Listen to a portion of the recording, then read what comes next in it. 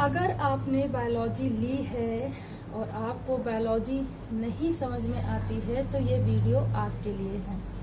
तो मैं यहाँ पे आपको बताना चाहती हूँ कि कभी कभी कई सारे स्टूडेंट के साथ ऐसा होता है कि वो इस सब्जेक्ट को ऑप्ट तो कर लेते हैं, ले लेते हैं, बट उन्हें समझ में नहीं आती है।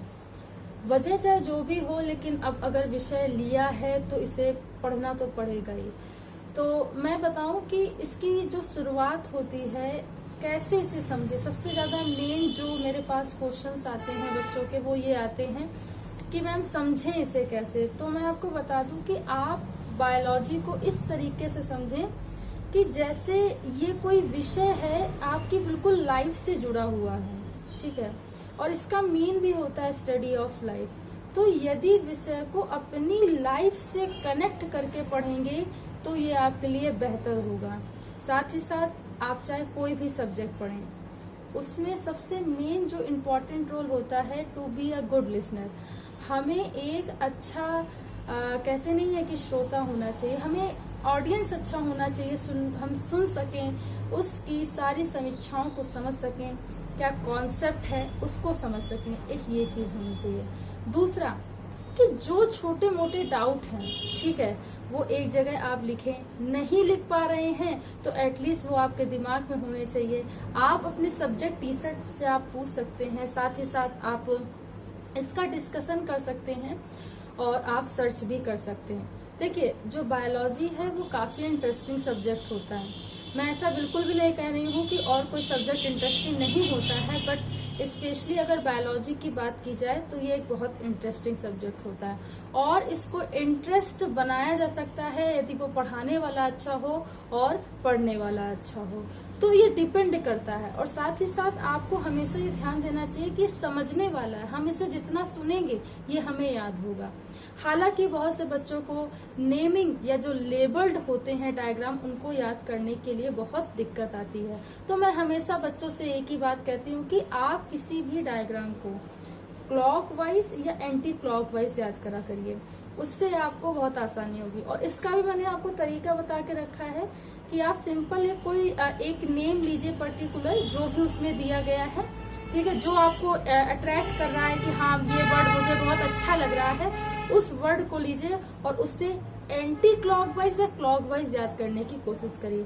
ये आपको बहुत हेल्प करेगा। कठिन से कठिन डायग्राम, मान लीजिए किसी में कभी कभी ऐसे भी डायग्राम होते हैं नर्वस सिस्टम के, या बहुत सारे ऐसे डायग्राम होते हैं जिसमें 32-32, 35-35 लेबल्ड नाम होते हैं, तो उसको याद करने का सबसे अच्छा तरीका होता है।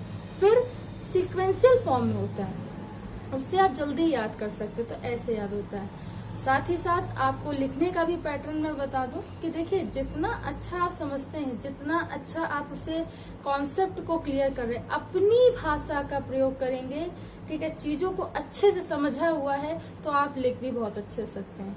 यहाँ पे इतनी अच्छी बात है बायोलॉजी के लिए स्पेशल मैं बता रही हूँ कि यहाँ पे जितना अच्छा आपने समझा है, हेडिंग वाइज होगा, पॉइंट वाइज होगा, तो वो आपकी रिप्रेजेंटेशन को 100 गुना बोनस पॉइंट में देता है। तो इस बात को ध्यान रखेंगे। साथ ही साथ इसमें 2 इम्पॉर्टेंट और चीजें भी होती हैं कि कैसे कोई चीजें आपको समझा रहा है, तो समझने वाला और समझाने वाला, ये 2 बहुत इम्पॉर्टेंट चीजें होती हैं जिसके लिए हमें वर्क करना चाहिए।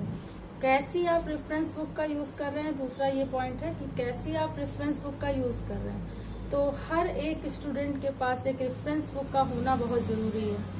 विदाउट रेफरेंस बुक, यानी कि जो भी आपके क्लास में जो बुक चलती है, उस बुक का आपके पास होना बहुत जरूरी है। विदाउट बुक बायोलॉजी आप नहीं पढ़ सकते। जो बच्चे बायोलॉजी की बुक नहीं ले पाते हैं, उनके लिए बहुत अच्छा प्लेटफॉर्म होता है कि वो प्ले स्टोर पे जाएं और ई बुक को ले करके अपनी पढ़ाई करें। तो ये बहुत जरूरी होता है। तो हमेशा अगर आपको बायोलॉजी नहीं समझ में आ रही, तो आप 3 बातों पे हमेशा फोकस करेंगे। एक तो आपको अच्छे से समझना है, सुनना है। दूसरा, आपके पास रेफरेंस बुक होनी चाहिए। तीसरा, जो भी आपने समझा है उसकी रिप्रेजेंटेशन बहुत अच्छी होनी चाहिए जब आप एग्जाम देते हैं। तो ये कुछ ऐसी बातें थी जो आपको एक अच्छा बेहतर स्टूडेंट बना सकते हैं। आई होप कि इसे आपको समझ में आया होगा। Thank you.